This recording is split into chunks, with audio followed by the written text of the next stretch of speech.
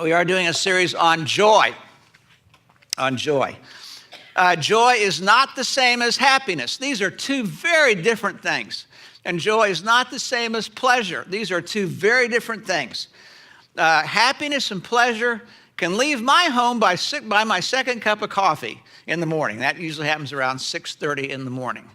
Joy and pleasure, or happiness and pleasure, kind of roll in with the tide, and they roll in with circumstances. And when circumstances roll in, I like happiness, and I like pleasure. But if I'm depending on circumstances to bring me joy, I am in for a rocky road. I am going to be on a roller coaster. Now, the metaphor for our series on joy is rerouting. And I have quite a bit of experience with rerouting. Back when the GPS came out, neither Mindy or I are detailed people, as you know. And trying to get somewhere, it seemed like we could get anywhere in the world within a mile of it. But it's that last mile that just seems so elusive. And so, then when you have your GPS on your phone and it says rerouting, you think, okay, well, the lady knows something I don't know, but she's going to get us where we're supposed to be. And there are lots of things you don't know. I mean, there could be a SIG alert. There could be road construction. There could be an accident or a wreck or something. And GPS says there's a different way you better go. We're going to reroute you on some back roads. Now, if you've read the Old Testament or if you've been around in life a while, you understand that God often reroutes us. Life does not always play out the way we want it to. And I'm going to nominate that for understatement of the day. Last week we looked at reroute number 1, shattered dreams. This is a very, very painful reroute. This is when some of the most important things to us that we think are most important shatter. And it looks to us like the route to joy is vanished. And yet God is with us, detouring us onto the road of shattered dreams to get us to a place where we discover what joy is. The second one, we looked at that last week. The second one we look at today is the reroute of unmet longings. Unmet longings. When I think of unmet longings, the two that always come to my mind first are loneliness and emptiness. Loneliness we're going to talk about next week, but emptiness is the one I want to mention today. Emptiness is one of those strange things in life. It's more complicated than we think. At a simplest level, emptiness occurs when there's some expectation I have of how I'm going to be fulfilled. In general and in specifics. In general, my life, but in specifics, we all have expectations of how my marriage is going to play out and how being a dad is going to play out or how mom is going to be played out or my work or career or finances or health. All of these are we have minor expectations that we tie to fulfillment. That's our expectation. We may not even be aware of these expectations until the reality is not met. It falls short. And when the reality falls short, the difference between the expectation and the reality on the fulfillment scale is emptiness. When the two are fairly close, we may not even be aware of some emptiness. But when the difference is quite substantial, then we will feel acute emptiness. Now, what makes this, again, more complex than all the different expectations and in the general expectation we have is that there are at least 4 kinds of emptiness that I want to talk to you about this morning. And they're in your handout if you're a note taker. Let me go to joy. And then we'll come to emptiness. Last week we looked at joy. It's not happiness, it's not pleasure. Last week the definition is certainty, or think of an anchor. And this kind of joy is the certainty of the promise of God's greatest desires being fulfilled in us. One way to think about this is if you're a sports person and you're watching a rerun of your favorite team that won a championship. There's just nothing so delightful as watching that rerun because you know that which team won and you are as happy as can be. And you're waiting 3 hours, done. Yes, you revisit this again. That's sort of what it is for the Christian. That no matter what shattered dreams come along our way, that we know that we're on the winning team eventually, meaning that God is going to take us to the place of joy as he defines it, and then arranging for eternal joy. Now, what does that feel like? It sort of feels sometimes like an anchor in the soul. It's kind of like, wow. There's something in me that can relax, even in the turmoil of life and even in the midst of shattered dreams. Now, today we're looking at the second definition of joy, and I think of this as hunger. Hunger. The hunger for that which I cannot experience in this life, but I know I will experience it in the next life. Or the hunger for something I don't yet have becomes, on God's back roads of unmet longings, a type of joy itself. The hunger, like an anticipation of joy. One of the things that I think about when I think about emptiness in my own life and dealing with that is that that seems like a downer, and in some ways it is. But emptiness for the Christian is a doorway. Jesus is knocking on the other side of that empty door, and he's saying, I want you to hunger for me. Hunger for a primary relationship with me. Hunger more for using the life of God inside of you to be reflected to the people around you. Hunger more for that. That particular hungers, those two hungers, become joy number 2. All right, now let's look at 4 different kinds of emptiness. Number 1, and the most obvious one, is chasing illegitimate pleasure. Emptiness number 1. And you think about the addictive behavior here. Where pornography or having an affair, pain pills, alcohol, drugs, all those kinds of things. The really rough thing about emptiness number 1 is it's self-inflicted, but even worse is that even though it closes that empty gap very quickly, within a very short time, the gap deepens. A greater gap or chasm occurs in the human heart or in the human soul with illegitimate pleasure. Now, there's a sneaky kind. I think of emptiness number 1B. There's a sneaky kind of illegitimate pleasure, chasing illegitimate pleasure, that we really don't bat an eye at. If you happen to be somebody that delights in gossiping, about telling something bad about somebody else, that's one way. If you're the kind of person that tends to be critical as kind of a way of life,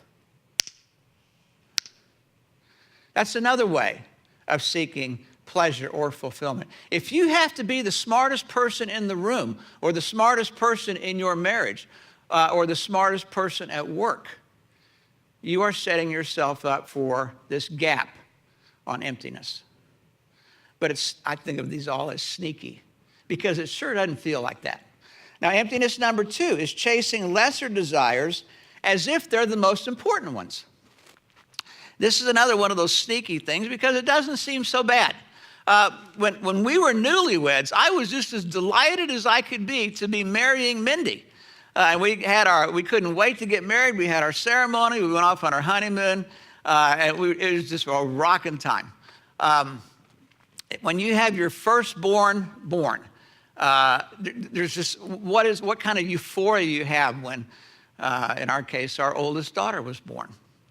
When you get your first real job that pays real money, when you get that promotion, all of these things are good desires. But the human heart has the ability to take what is a good desire, or I'm calling a lesser desire, and make it the most important desire in my heart.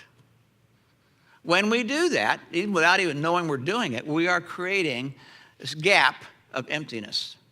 Emptiness 1 and 2 are both self-inflicted.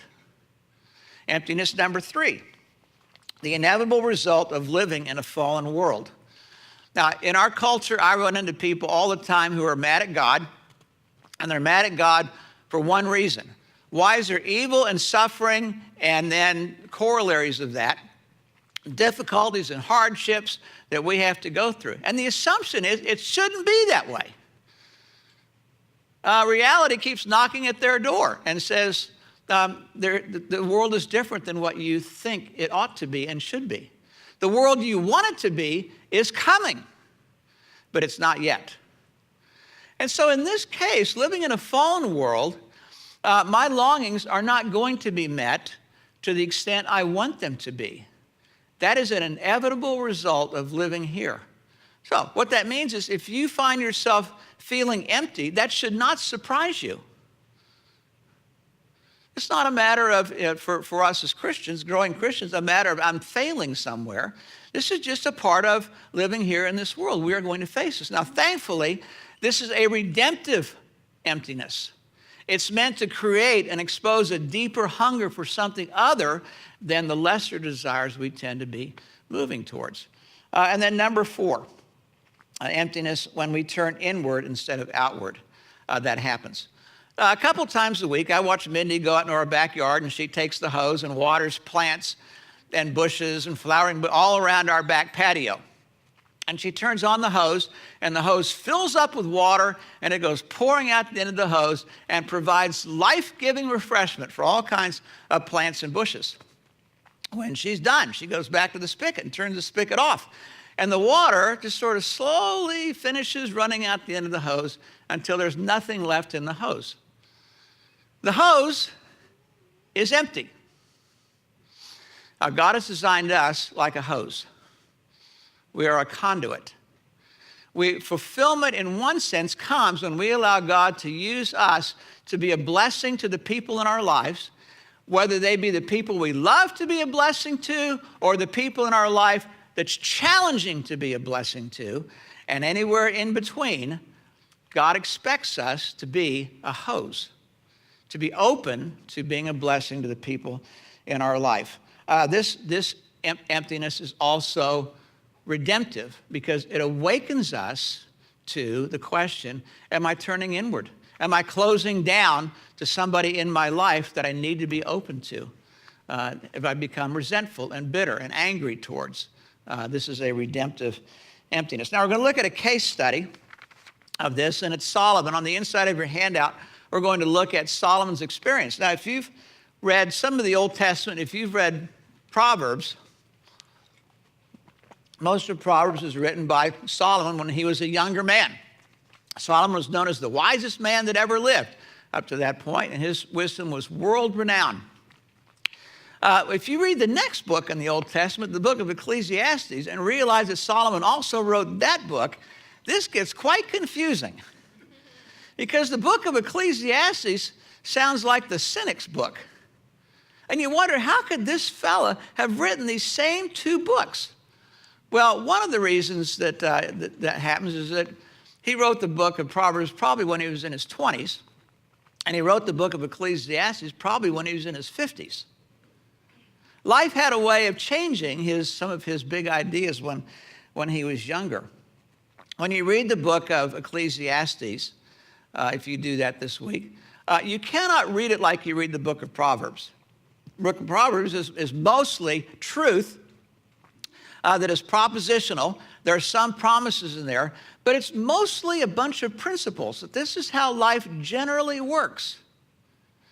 Ecclesiastes is not like reading like we've done with the life of David, 1 Samuel and 2 Samuel, where it's mostly history.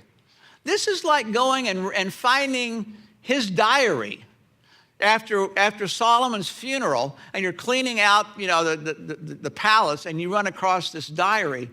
You think, oh my gosh. You read Ecclesiastes as it was meant to be read, as a diary in real time. And what he's describing is some of the battles of life dealing with this thing of emptiness and fulfillment. How does that happen is the theme of the book. So we start in chapter 1, verse 1, and like a good writer, he starts off with his thesis sentence for the whole book. The words of the teacher, meaning Solomon, son of David, king in Jerusalem. And then he says, meaningless, meaningless, says the teacher. Utterly meaningless. It wasn't enough just to say meaningless twice. He has to add the word utterly to drive home his point. And then he says, everything is meaningless. Now, what he's describing is life without God sitting in the number one chair in our life. When we try to put anything else in that number one chair or substitute all kinds of things into that number one chair, the inevitable result is emptiness. This word, the Hebrew word for meaningless, can mean vanity or vain or nothing or meaninglessness. Meaning, whatever we try to do to bring fulfillment to our life, inevitably it's going to fall short. It's not going to last long enough, and it's not going to reach deep enough down into our heart. All right, let's look at his story. Chapter 2. I thought in my heart, come now, I will test you with pleasure to find out what is good. But that also proved to be meaningless. Verse 2, laughter, I said, is foolish. And what does pleasure accomplish? It seems like it should bring fulfillment to me, but in his experience, it fell short. It didn't last long enough, and it didn't reach deep enough down into his heart. Verse 3, I tried cheering myself with wine and embracing folly. Now, that's kind of just in one sentence, my first 2 years in college. I tried cheering myself with wine and embracing folly, of which there was plenty. My mind still guiding me with wisdom. I love this little phrase because this is the fool talking. Well, he said, listen to this again. I tried cheering myself with wine and embracing folly, meaning stupid things I know I shouldn't do. And yet he says, my mind's still guiding me with wisdom. And I think of that as, well, this time I'm going to be smart about it. I was stupid about it last time, but this time is going to be different. I wanted to see what was worthwhile for men to do under heaven during the few days of their lives. Verse 4, he talks about projects. I undertook great projects. I built houses for myself and planted vineyards. I made gardens and parks and planted all kinds of fruit trees in them. I made reservoirs to water groves of flourishing tree. Now, what you're going to read here is that all of these things are good desires. There's nothing wrong with these things. But if he's expecting them to bring fulfillment to him, what he finds out is that all of them fall short. They don't last long enough, and they don't reach deep enough into the human heart. Verse 7. I bought male and female slaves and had other slaves who were born in my house.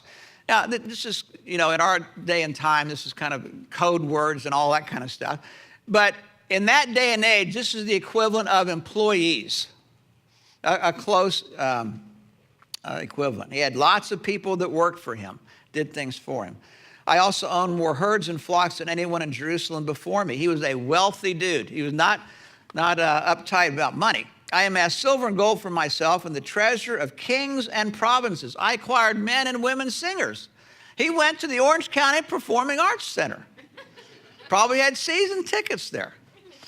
And a harem as well, the delights of the heart of men. That's how it seems. That's how it felt. We know he had 700 wives and 300 concubines. When I think of that, I think he's a slow learner. There's a reason polygamy is outlawed. You try to live with 2 women? Good luck with that. I don't know about this 1,000 thing. Now, what he's describing is simple. This is the way the world works. All of these things, whether they're legitimate or legitimate, fall short. The pleasure or the joy of them does not last long enough, and it does not reach deep enough into the soul or the heart. Emptiness is too great for even man's greatest efforts. That's the point, the first point of the book of Ecclesiastes. Verse 10, I denied myself nothing my eyes desired.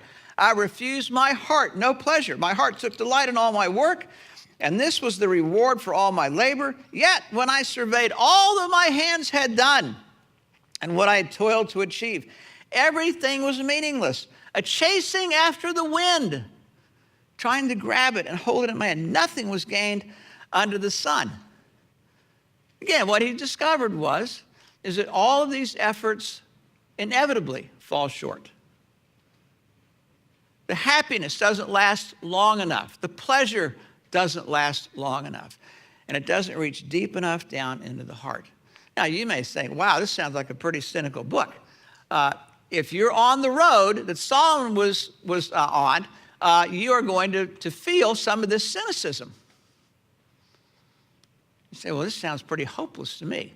It's hopeless as long as I continue to insist on living my life on the same road I have been living. That truly is a bad idea. And in the same way, Solomon was a slow learner about what women can do for him, this avenue of the road, we also tend to be very, very slow learners. I'm always amazed at even the kind of misery people will go through just to hold on to the illusion that I know what to do. I can make my life work. Misery. On the back of your handout, joy number 2, the hunger for a primary relationship with God, reflecting him and how I relate to people. Now, for the Christian, when Jesus Christ comes into your life and my life, this hunger is placed at the very bottom of our soul. And yet, it doesn't feel like that oftentimes because we hunger for lesser things, and we're much more of those things that we hunger for than a deep hunger for God. A hunger for God and to be used by him in the lives of other people to reflect the wonder of Jesus Christ and his love to other people is the deepest hunger placed in the soul. But for us to ever recognize that, it has to be exposed. How does it become exposed? One of the ways it becomes exposed is through unmet longings. Loneliness, which we'll talk about next week, and emptiness this week. Emptiness is redemptive. It's a doorway. It's an invitation. It says there's a deeper hunger that's in your soul that is the second definition of joy. As he gets to the end of the book, he draws several conclusions. Chapter 12, verse 1. Remember your Creator in the days of your youth before the days of trouble come and the years approach when you will say, I find no pleasure in them. In other words, at the end of the verse, he's saying, hey, you don't want to stay on this road all your life thinking somehow I'm just going to be smarter about it, and I'm going to get there, and suddenly realize you're on the wrong road. He said, that's not a good idea. He's writing autobiographically when he writes this. But the first part of this verse is very intriguing to me. He says, remember your Creator in the days of your youth. Now, when we think about Creator, in this time in America, we always usually go to the creation and evolution debate and what really happened back there. Okay, we can have that debate and we can talk about that thing. But that's not what he's saying here. What he's saying here is, square one is to remember, I have someone who made me, who designed me. I am a creature. I am not a little g God. And I'm foolish if I think I'm more than that. If I remember that I am a creature and I owe my life to someone who made me, that puts us on a different road. Verse 13, all has been heard. Here are the last 2 verses of this diary. Fear God and keep his commandments, for this is the whole duty of man, for God will bring every deed into judgment, including every hidden thing, whether good or evil. Now, fear God is another one of those phrases in our culture that goes, oh, gee, what are they talking about? Fear God is several different things that our culture somehow misses.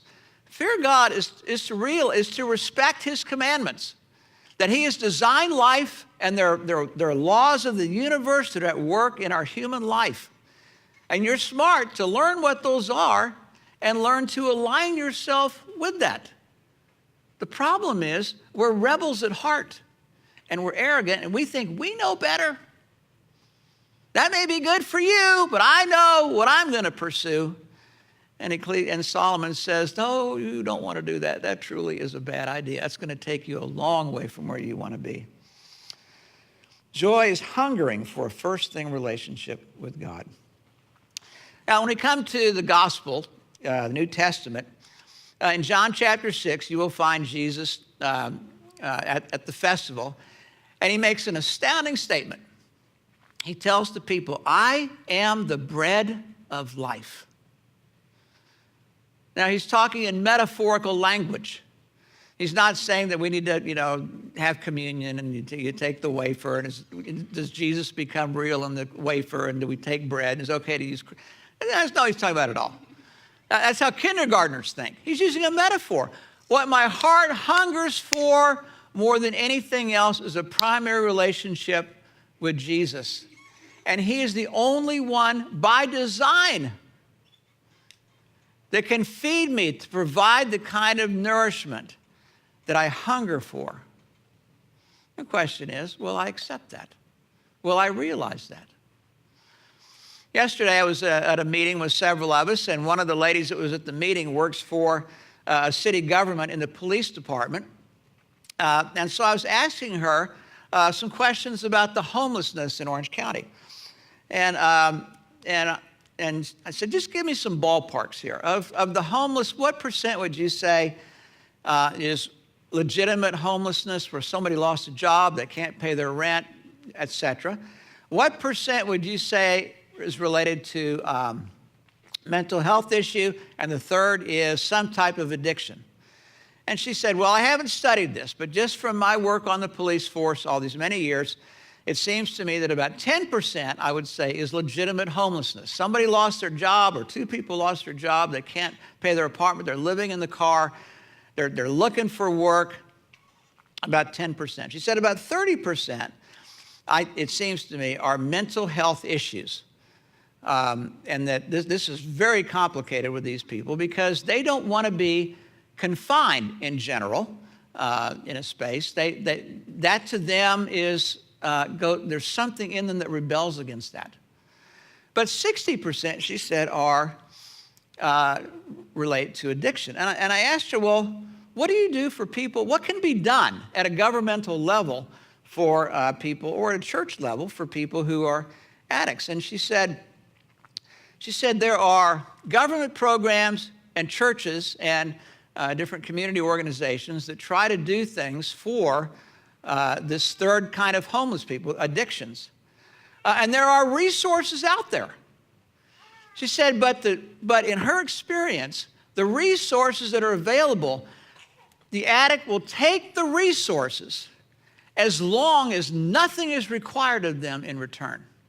As long as they don't have to follow some rule or be back by a certain time or perform some particular responsibility. When that happens, her experience is they would rather live without the resources and still maintain the illusion of I am in control and nobody tells me what to do. I'm going to bring the fulfillment I want in my time. Now, when she was telling me this, I thought, wow, this is how we are as human beings. You can tell somebody all in the world about all the resources that God has available. And somebody will say, agree, that's good. I want that, until some requirement is made of me that Jesus Christ needs to sit on the number one chair. And if that's the price of all the resources that God has for me, including joy here and joy in eternity, thanks but no thanks, I'd rather have the freedom to follow my way. And those are the choices we have in front of us, every human being.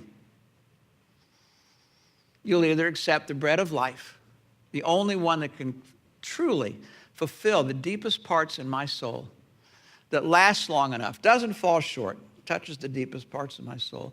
Or you can try all kinds of things, plugging and playing in all kinds of things in that number one spot and hope that somehow it's going to happen.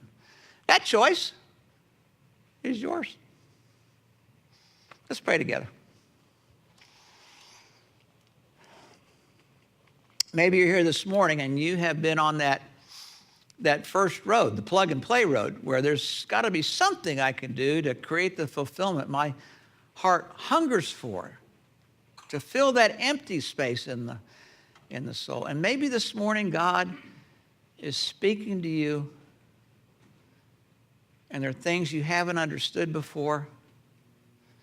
There's some realities about yourself that you haven't seen, realities about life, and how your heart functions. And maybe like Solomon, you would say, I have been on the wrong road for a long time. And I keep expecting my efforts to do something for me that only God can do. Now, one of the delightful things about becoming a Christian is that the only real cost to us is to our pride. We say, God, I am a sinner. I'm a rebel.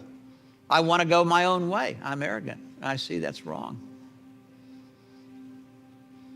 And then to take the bread of life that is a gift that comes to your door, your heart. You say, my son came and died for you. He wants to live in you. He wants to be at the bottom of your heart, the bottom of your soul, and to begin to satisfy a hunger that nothing else can do. You say, I think I want that. And just pray a simple prayer like this. Lord, I know I am a sinner, wayward, proud, rebellious. And I thank you that Jesus died on the cross for me to deal with this sin problem in me, to purchase forgiveness, and through the resurrected life of Jesus to come into my heart, and that the life of Jesus may begin to be seen in me. Lord, help us to see the truths that we've looked at today and the wonder of who Jesus is as the bread of life.